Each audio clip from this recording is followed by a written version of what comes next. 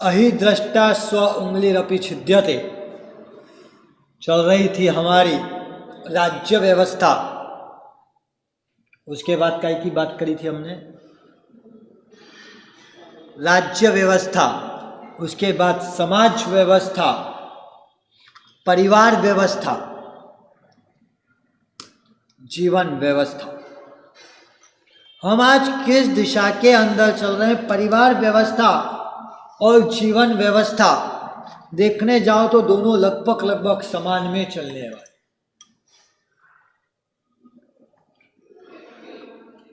उमा स्वाति जी महाराज ने बड़ी मजे की बात कही।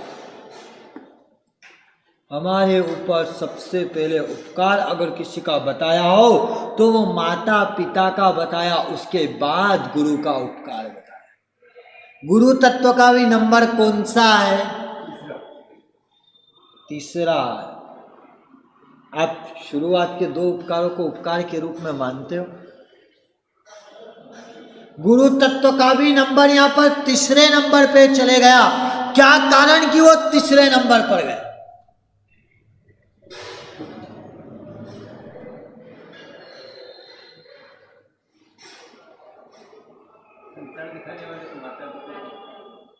माता पिता संसार दिखाने वाले। बस मैंने कल कुछ बताया था कि माता पिता का उपकार क्या है, और हमने 3 चीजें देखी थी। जन्म देने वाले, जीवन देने वाले और संस्कार देने वाले। ये अगर बेस कोई हो तो वो माता पिता है। और इसी पे एक घटना मुझे याद आ रही। अहमदाबाद के अंदर की ये घटना है। हम लोग लक्ष्मी वर्धक के अंदर में, वहां का ये किस्सा है। एक लड़का, उम्र थी उसकी 20 से 1 साल का लड़का होगा। वो लड़का आया वर्षी, तब चालू करने की का उसका भाव था। घर पहुंचा, 20 साल का लड़का, मतलब लगभग सेकेंड ईयर में पढ़ता हो। 20 साल का वो लड़का घर पर गया, माँ से बोला, माँ इच्छा है वर्षी तब कर लूँ, आगे पता नहीं समय कैसा आएगा, हो पाए या ना हो पाए, आज लग रहा है तो हो जाएगा। आपको 20 साल का लड़का वर्षी तब का पूछे, सही बोलना, आप क्या जवाब दोगे?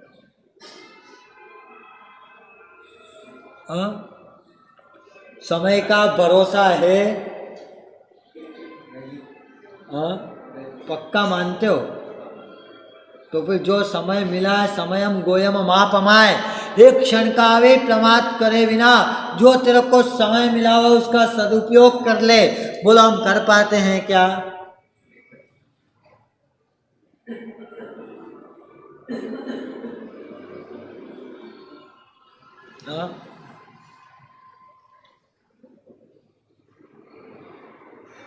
कर पाते हैं? 5,000 रुपए से जीवन शुरू किया था, 45,000 करोड़ पर ले जाकर करके खड़े हुए, पर वो 45,000 करोड़ भी यहीं के यहीं रह गए, और शेयर बाजार का शेर ये दुनिया छोड़ कर करके चले गए।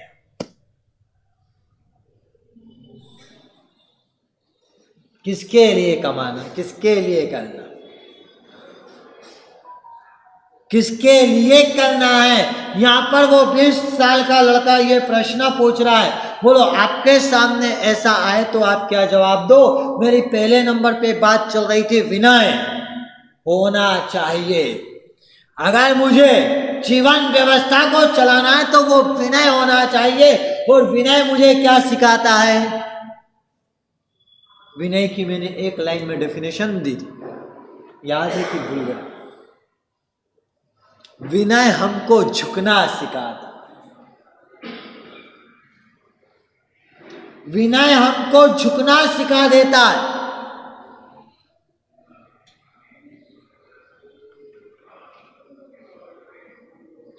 वो लड़का 20 साल का था, वर्षी तप का प्रारंभ करने के लिए माँ के पास गया। माँ ने कहा बहुत अच्छे बेटा, चालू कर दे। बेटे ने वर्षी तप चालू करा और उसने देखा कि वर्षी तप कर तो रहा हूँ, 1 सवा महीना हुआ। माँ को जिस दिन मेरा ब्याह होता है उस दिन सुबह 4 बजे से उठ करके काम पे लगना पड़ता है, क्योंकि इधर स्कूल छोटे वाले भाई को स्कूल जाना होता है, उसका टिफिन, पापा को ऑफिस की तैयारी होती है, उसकी तैयारी, मेरे ब्याह की तैयारी, और फिर वापस दिन का भोजन और पापा का दिन का टिफिन तैयार करके देना, फिर शाम का ब्याहना, उसका टाइम पूरा ऐसे के ऐसे किचन में हो जाता है। 1 महीने बाद वो लड़का माँ के पास पहुंचता है, माँ मेरे वर्ष तप करने की अब इच्छा नहीं है, मेरे वर्ष तप के कारण तुझे अतिशय श्रम करना पड़ रहा है, इसके लिए मैं वर्ष तप नहीं करना चाहता हूं। और माँ उसको कहती है, बेटा कोई श्रम नहीं, मेरी तो आदत है, ये हो जाएगा। अब तूने प्रारंभ किया है तो तब तो तुझे पूरा करना ही चाहिए। और उस माँ ने उस बेटे का मन वर्ट किया और वो बेटा तब चालू करता। फिर वर्धक के अंदर जो हम लोग थे और उससे कोई पूछता है, भैया तेरे को वर्षी तप की शाता है, तो उस लड़के का जवाब क्या जाता था? आपसे कोई पूछे साता तो आप जवाब क्या देते? पक्का ईमानदारी से? हाँ, एक आपको अगर कोई पूछे भैया तेरा बिजनेस कैसा चल रहा है और बिजनेस में नुकसान हुआ हो तो वहां बोला आप देवगुरु बसाए बोल सकते हो? क्यों? देवगुरु कृपा नहीं है? फायदा हुआ हो तो आपको देवगुरु कृपा याद आती है? नहीं आती है। नुकसान हुआ हो तो सीधे आप भगवान को पकड़ लेते हो, भगवान मेरी क्यों मिला? पर जब फायदा होता है तब आपको भगवान यार मेरी मेहनत से हुआ है। उससे जब लड़के से पूछा जाता था कि भैया तेरे को वर्षी तप की शाता है, तो उस लड़के का जवाब होता था देवगुरु मम्मी बसाए। क्या बोलता था? देवगुरु मम्मी बसाए। देवगुरु और माँ की कृपा से वर्षी तप एकदम टॉप चल रहा है। आप घर के अंदर कई तप करते हो, आपको कभी उस परिवार के सदस्यों का कृपा मिली के नहीं? आपने माना एक 20 साल के लड़के के पास उसके जीवन व्यवस्था की यह समझ थी कि मेरा अगर तप चल रहा है तो उसके अंदर सबसे बड़ा लीड रोल अगर किसी का हो तो वो मां का है। उसको लेकर करके चल रहा था। पूरा वर्षी तप पूर्ण होने को आया। वर्षी तप पूर्ण होने के बाद लड़के को पालना कराने के लिए पालीतना लेकर करके गए। पूरे परिवार के साथ वहां पर पहुंचे पालीतना में पालने कराने के बाद गिरनार और उसकी यात्रा कर करके वापस अहमदाबाद आना था। क्यों? ये पालने करने के बाद वहां से निकले और लड़के ने कहा, माँ भले आज मैंने पालना कर लिया है पर सही पालना तो मैं कहाँ जा करके करूँगा? घर पे जाने के बाद ही करने वाला हूँ। इतने मेरा उपवास और ब्यासने का क्रम यथावत चालू रहने वाला। घर वालों ने सपने समझाए, बोले चाहे कुछ भी हो जाए उसके साथ कोई कंप्रोमाइज नहीं। यात्रा कर कर करके अहमदाबाद पहुंचे। सबको था आज ये क्या कर लेगा, आज इसको पालना कराना, इसके उपवास और ब्यास ने चल रहा, उसको हमको क्या करके देना है? कंप्लीट कर देना है, खत्म कर देना है। और वो लड़का तैयार होता है, बैठ जाता है कि मुझे अब पालना करना ही है। और पालने के पहले वो खड़ा होता है, माँ को बिठाता, माँ के चरण को एक थाली के अंदर रखता है, उन माँ के चरण का पक्षाल करता है। और पक्षाल करने के बाद उस पूरी की पूरी वो चरण धूल का जो पानी होता है उसको एक कटोरी में लेता है। बोलता, माँ वर्षी तप का पालना कईयों ने इक्षु रस से किया होगा, गन्ने के रस से किया होगा, पर वास्तव में तूने जिस से मेरे इस तप के अंदर सहायता करी, माँ अगर तू नहीं होती तो मेरा वर्षी तप ये पूर्ण नहीं हो सकता था। इसके लिए वो माँ के उस चरण की धूल के पानी से वर्षी तप का वो पालना लगता है आपको क्या उसके संस्कार होंगे, किस बेस और किस टॉप लेवल पे वो होगा। इस जीवन व्यवस्था के अंदर हमने माता पिता का उपकार कितना हो। प्रभु वेण समोस्नान में बैठे,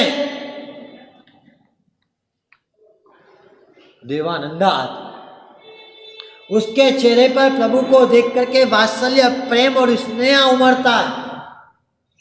और गौतम प्रश्न पूछते, भगवंत ये कौन है? और उस समय प्रभु भी जवाब क्या देते? मेरी अम्मा है, मेरी माँ है। लगता है वो समोस्नान के अंदर बैठे प्रभु वीर का ये स्टेटमेंट कैसा होगा? ये मेरी माँ है। हमारे पास ये विनय कैसा है? इस विनय व्यवस्था के अंदर, जीवन व्यवस्था में हमने इस विनय को स्थापित किया है कि नहीं? विनय हमको झुकना सिखा देता। दूसरे नंबर पे इसी के अंदर आता है विवेक। विनय और विवेक में डिफरेंस किया।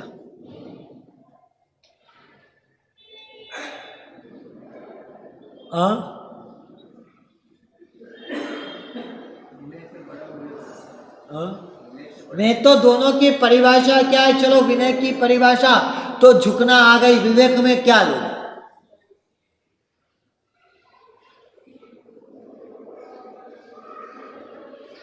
क्या है? विनय और विवेक दोनों शब्द का प्रारंभ वि से होता है। दोनों के अक्षर भी कितने हैं? 3 अक्षर ही हैं। पर दोनों के अंदर की परिभाषा क्या? विनय से झुकना आता है। तो विवेक का कार्य है गलत को छोड़ने का। जहां विवेक आ जाता है वहां व्यक्ति गलत को छोड़ता हुआ आगे बढ़े जाता है। वो कार्य किसका है? विवेक का। विवेक आपको त्याग करना सिखा देता है। अच्छे को पकड़ने की बात नहीं सिखाता है विवेक, गलत को छोड़ने की, गलत को त्याग करने की बात सिखाता है। बोलो आपके पास गेहूं और गेहूं को आप भर रहे हो, तो उसके अंदर कंकर हो, तो कंकर को क्या करते हो? अवेर के रखते हो हैं? आप रास्ते में जा रहे हो और कीचड़ आता है तो आप किस ओर से निकलते हो? कीचड़ को छोड़ के निकलते हो या कीचड़ के बीच में से निकल जाते हो? कंकर को छोड़ने की बात, कीचड़ को छोड़ने की बात आपके दिमाग में कहां से आई है? विवेक से।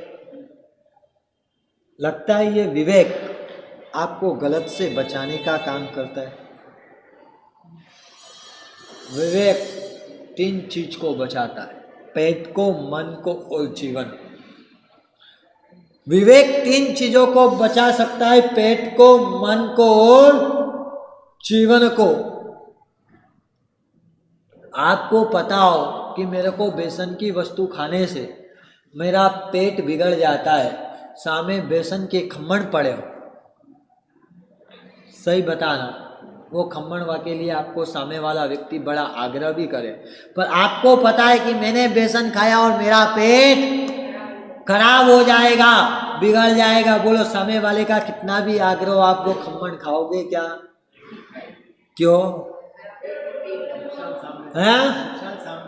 नुकसान सामने दिख रहा है, पेट बिगड़ने का भय, इसके लिए आप वहां पर वो खम्मण को छोड़ देते हो। मैं यही चीज पूछता हूं, आपके मन और जीवन को बिगड़ने वाली चीजें जब आपके सामने आती है तब आपका विवेक उसी तरह से जागरूक रहता है कि नहीं, कि मेरा मन बिगड़ने की इसके अंदर शक्यता है, मेरा जीवन बिगाड़ने की इसके अंदर संभावना है, मुझे इससे दूर रहना है।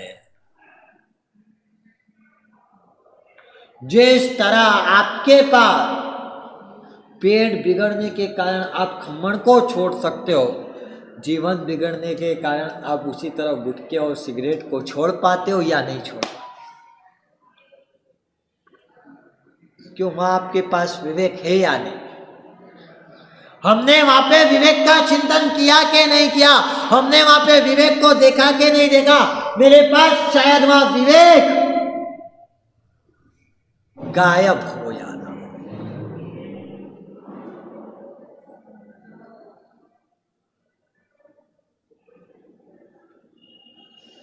एक नौजवान आया, साहेब साहेब मुझे मंदिर की विधि सीखना है। क्या सीखना है? आपका भी सबको आता है मंदिर की विधि सीखना है। मैंने कहा सही बात है, तुझे मंदिर की विधि सीखना चाहिए, पर पहले तुझे घर की विधि भी पता है या नहीं? हाँ? पंचाशक के सूत्र के अंदर बड़ी मजे की बात है। पिता की उपस्थिति के अंदर दोस्त के साथ जोर जोर से बात करना वो भी अविवेक है। समझ में आ रहा है आपको? पिता की उपस्थिति के अंदर मित्र के साथ हंसते हुए ठहाके लगाते हुए बात करना वो भी क्या है? अविवेक है। किसके अंदर का? ये पंचाशक सूत्र के अंदर ये बात कही है।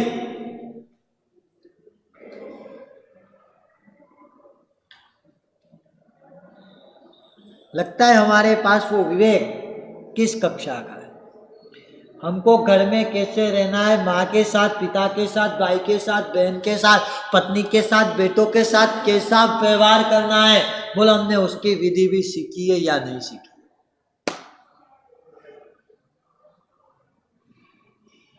सब मौन हो गए।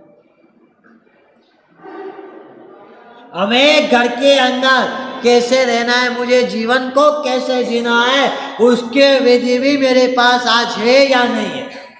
मैं मंदिर विधि सीखने की ना नहीं करता, मंदिर विधि भी सिखाऊंगा, पर उसके साथ साथ पहले घर में रहने की विधि तो हमको आना चाहिए। आपके घर के अंदर भयंकर रूप से झगड़ा चल रहा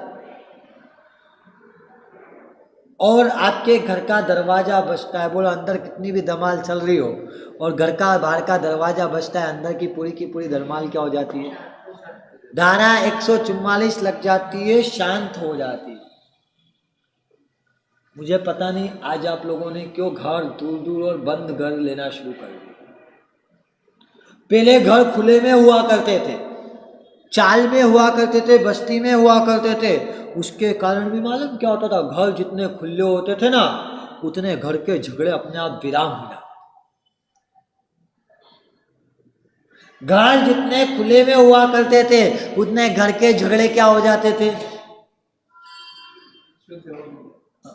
शुद्ध हवा के कारण से नहीं, मैं बात कर रहा हूँ खुले दरवाजे खुले होने के कारण। जब आपके घर खुले होते थे, पास पास में होते थे, तो आप घर के झगड़े इसके लिए लेट गो कर देते कि सब बातें बाजू बाजू पहुंचेगी, इसके लिए आप लेट गो कर देते और आपके घर के झगड़े विराम हो जाते थे। हवा और झगड़ों का क्या लेना देना? आपके पास आज आपने क्या कर दिया? वैसे बंद घरों में रहना पसंद कर लिया है, और जितने आपके घर बंद हो गए उतने आपके घर के झगड़े, बोलो मानते हो कि नहीं मानते? हाँ? उतने आपके घरों के अंदर के वो झगड़े बढ़ गए। घरों के झगड़ों को अगर खत्म करना हो तो क्या करना पड़ेगा? We are open mind. आपका माइंड आप ओपन कहते हो और आप आपके होम को बंद करके रख देते हो और वहाँ पे आपके घर के अंदर क्लेश हो जाते हैं। आपके माइंड की जगह अगर आपने आपके घरों को खोल दिया तो भी वहाँ पर झगड़े और विवाद समाप्त हो जाएंगे, खत्म हो जाएंगे। पर आज तक हम उस दिशा के अंदर, उस ट्रैक के ऊपर हमने चलने का कार्य ही नहीं किया।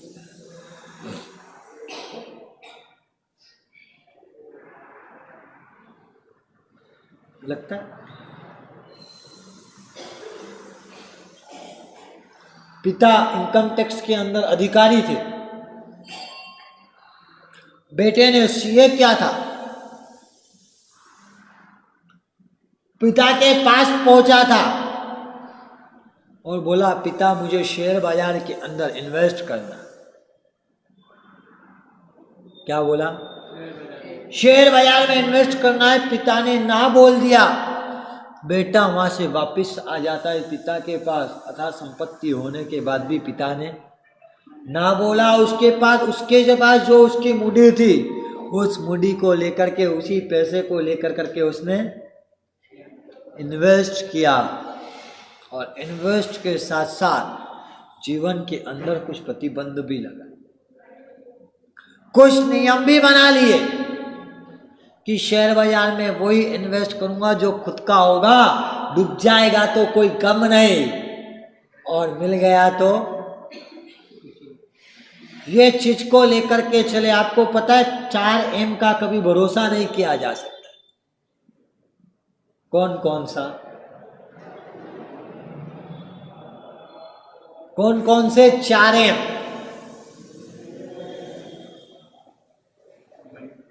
हाँ,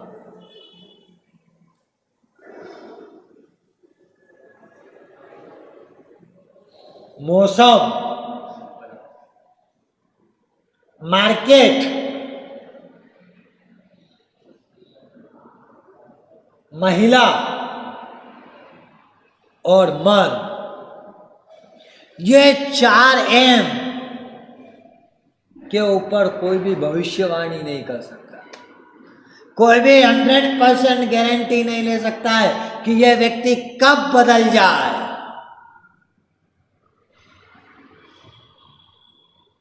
लग रहा है हमको? ये 4M, और यही गांठ बांध कर करके वो व्यक्ति बैठा था, और परिणाम कहां से कहां पर पहुंच गए। मैं बात कर रहा था ओपन घर। आपने आपके घर के दरवाजे खुले रखे हैं या नहीं रखे?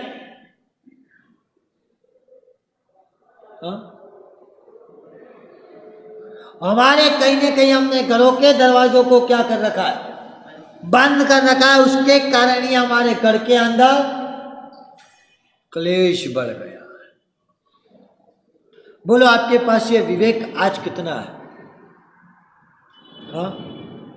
आज का दिन 15 अगस्त, आजादी के 75 साल, अमृतकाल महोत्सव। और मुझे एक बात याद आती है, गांधी जी का एक मैसेज याद आ गया, मेरा जीवन ही मेरा संदेश। गांधी जी ने 80 करोड़ की जनसंख्या वाले देश को उस समय यह संदेश दिया जब देश की आबादी 80 करोड़ थी। मेरा जीवन ही मेरा संदेश है। मेरे जीवन को आप वो संदेश मान कर करके जी सकते हो। मैं आपसे पूछता हूं, उन्होंने 80 करोड़ लोगों को ये संदेश दिया था, आप आपके बेटे को भी ये संदेश दे सकते हो? बेटा मेरा जीवन ही तेरे लिए संदेश है।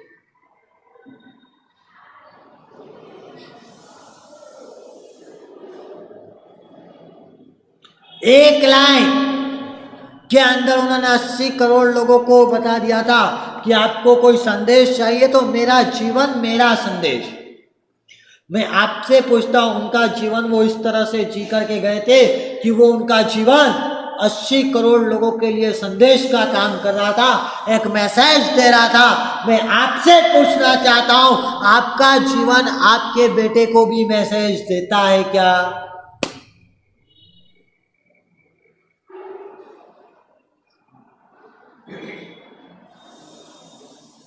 आपका जीवन आपके बेटे को भी मैसेज देता है क्या?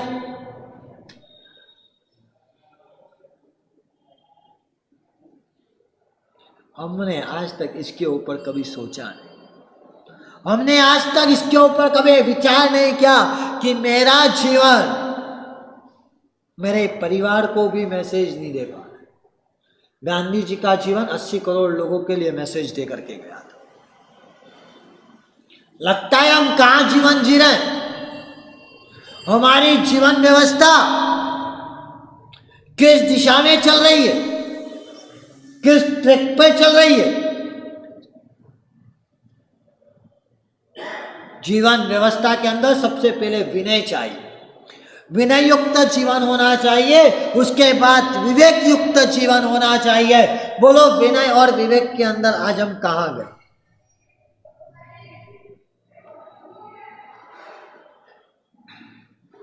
विनय विवेक के बाद आती है तीसरा व की बात मुझे करना है, और वह जीवन के अंदर वात्सल्य होना चाहिए।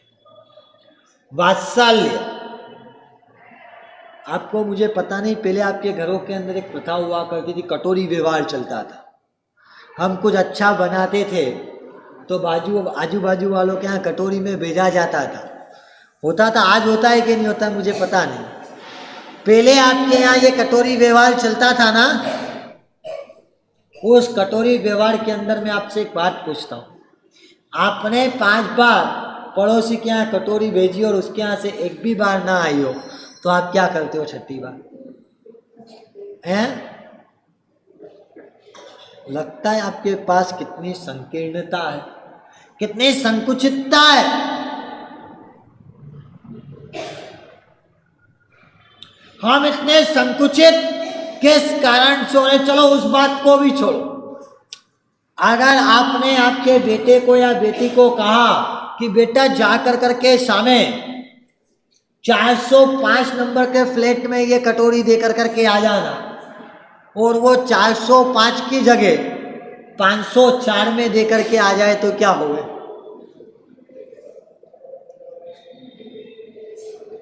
सही बताना, क्या करो उस समय? हाँ,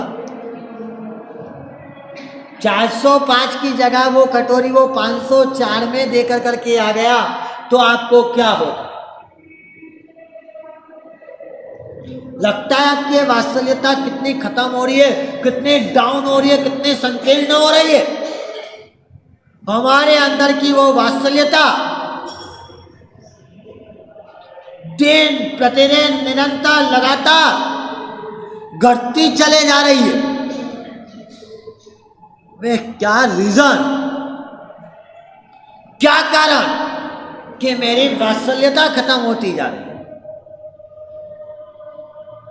पैसे की कमी है या हृदय की कमी? पैसे की कमी है या हृदय की कमी है?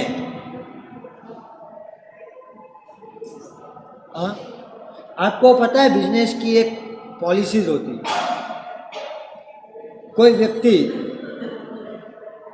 से आप 200 रुपये लेते हो, तो आप उसको 200 रुपया लेकर करके 200 रुपये का सामान दे देते हो, माल दे देते हो, मटेरियल दे देते हो, बराबर। उसके बाद आपका कोई व्यवहार नहीं होता, उसने दिया और आपने दिया, उससे पैसे लिए और आपने उसको माल दे दिया, उसने आपको पैसे दिए और उसने आपसे माल ले लिया। ऐसा संबंध क्लोज। वही लेन देन अगर आप संबंधों में भी लेकर करके बैठे हो, तो वो आपका संबंध हुआ क्या? हाँ, वो आपका संबंध हुआ क्या? वो तो आपका व्यापार हो गया। सही बताना मुझे, आज आप व्यापार लेकर के बैठे हो या संबंध लेकर करके बैठे हो? सामने वाले ने लिया और उसको दिया, सामने वाले से लिया और उसको दिया, यही पॉलिसी लेकर के बैठे हो कि कंटिन्यू देने के लिए बैठे हो?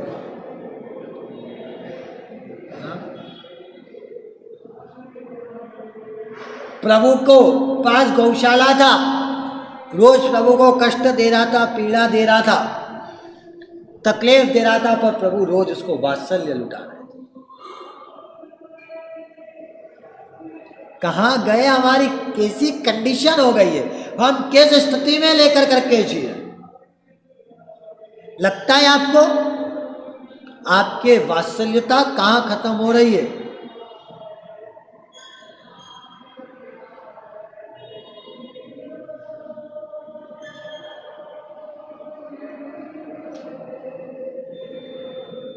लग रहा है हमको कि हम कहां जा रहे हैं। हमारे पास ये वात्सल्यता किस कारण से खत्म हो गई? हमने आज तक इस वात्सल्यता को समझने का, जानने का प्रयत्न ही नहीं किया है।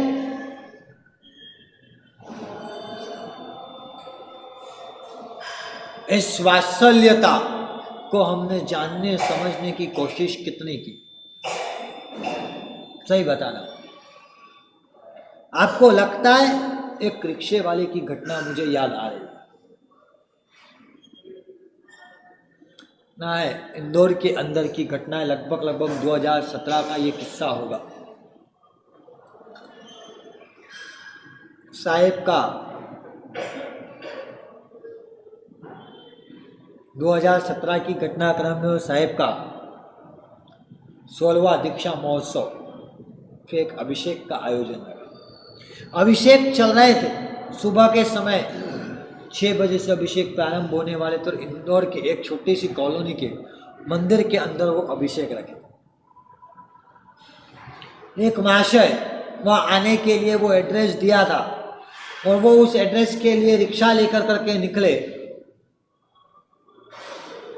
रिक्शे वाले के पास वो रिक्शे में बैठे और उन्होंने बोला मुझे वहाँ पर जाना है, दामोदर नगर जाना है। रिक्शे वाले ने उसको बोला मैं दामोदर नगर के 100 रुपये लूँगा। और उस भाई ने कहा भैया यहाँ से दामोदर नगर के 80 रुपये ही बनते। बोले भैया आपने मंदिर देख रखा है क्या? रिक्शे वाले ने पूछा। बोले नहीं। रिक्शे वाले ने बोला मैंने भी मंदिर नहीं देखा है, इसके लिए मैं कितने रुपए लूँगा? 100 रुपये लूँगा। और वो व्यक्ति उस रिक्शे के अंदर बैठ गया। सुबह सुबह का समय था, हो सकता है रिक्शे वाला नया हो।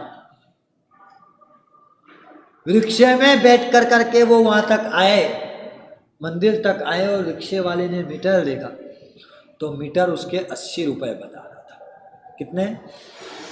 80 रुपये बता रहा था। उस रिक्शे वाले ने उस भाई को बोला भैया मेरे 80 रुपये ही बने हैं और मैं आपसे कितने रुपए लूँगा?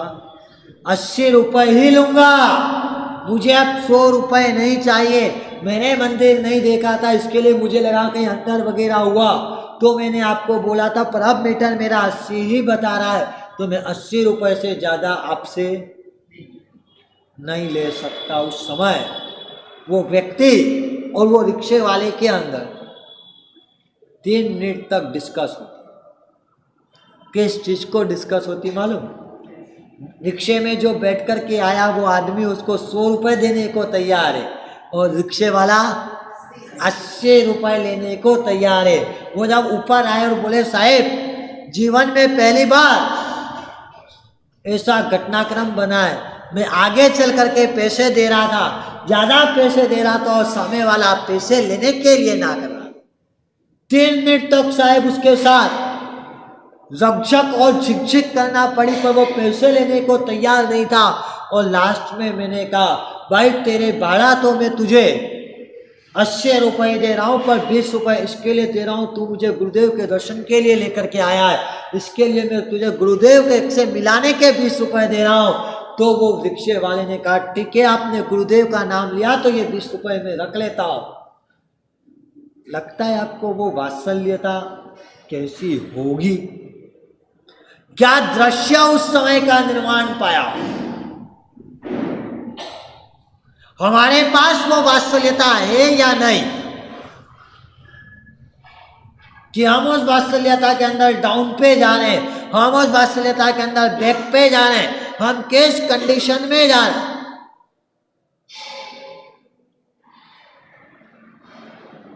ये वात्सल्यता हमारी क्यों सुख रही है? क्या रीजन? आपने इसके ऊपर कभी चिंतन ही नहीं किया। आपने इस दुनिया के अंदर जितना भी सर्जन किया, बोलो वो सारा सर्जन आपका जड़ पदार्थ है। लगता है आपको? आपने उपाश्रय बनाए होंगे, जिनालय बनाए होंगे, घर बनाए होंगे, बंगले बनाए होंगे, ऑफिस बनाए होंगे, बिजनेस के शेड बनाए होंगे, शालाएं बनाई होगी, सब क्या है? जड़ की चेतन। सारी की सारी चीजों का आपने जड़ तत्व का सर्जन किया।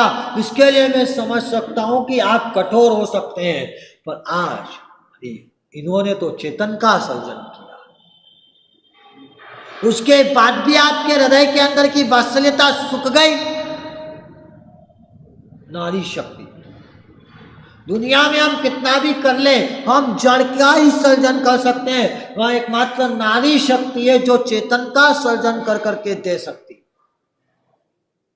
उस चेतन का सर्जन करने के बाद भी आपका हृदय तो वो मक्खन जैसा कोमल होना चाहिए, जहां पर वात्सल्यता सतत बहती रहना चाहिए। पर क्या कारण कि वो वात्सल्यता,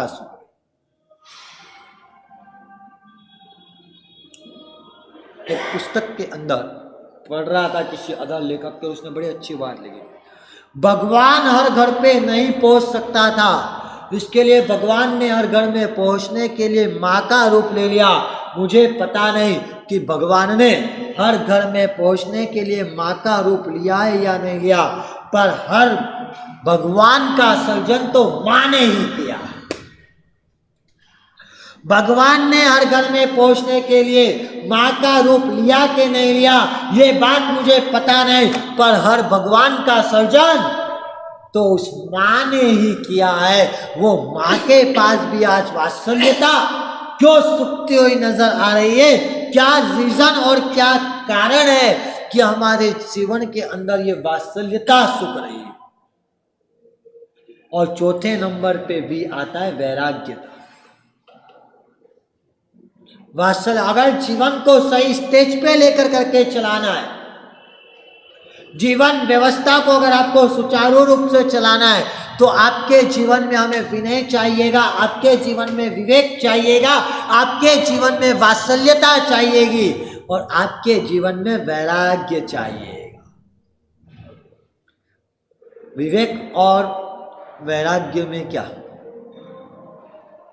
जो गलत को छोड़ने छुड़ा दे वो विवेक है, और जो अच्छे का भी त्याग करने की तैयारी बता दे वो वैराग्य है।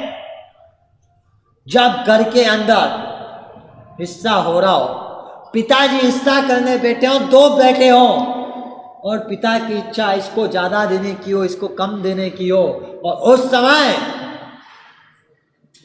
पिता असमंजस में हो कि अगर एक को ज्यादा और एक को कम दिया तो इन दोनों के अंदर कहीं क्लेश ना हो जाए, इन दोनों के अंदर कहीं विवाद ना हो जाए, इन दोनों के अंदर कहीं विखवाद ना हो जाए, और उस जगह वो बेटा जाकर के पिता को बोल दे, पिताजी आपकी संपत्ति है, आपको पूरी संपत्ति भी सामने वाले भाई को देना हो तो दे दो, मुझे इसकी कोई आवश्यकता नहीं, पर मेरा प्रेम यथावत बना रहेगा, उसी का नाम वैराग्य है। बोलो, आपके पास है इस कक्षा का वैराग्य? आपके जीवन व्यवस्था के अंदर इस कक्षा का वैराग्य है या नहीं? हमको इन चारों चीजों को जीवन में लेकर करके चलना है। जीवन में विनय होना चाहिए, जीवन में विवेक होना चाहिए, जीवन में वात्सल्यता होनी चाहिए, और जीवन के अंदर वैराग्य होना चाहिए। अगर ये चारों चीजें मेरे पास आ गई तो मेरा जीवन एकदम सुचारू रूप से चलने लगेगा। जिन आज्ञा के विरुद्ध कुछ कहा हो तो मिच्छामि दुक्कडम। अब हम सुनेंगे अध्यात्म योगी श्री।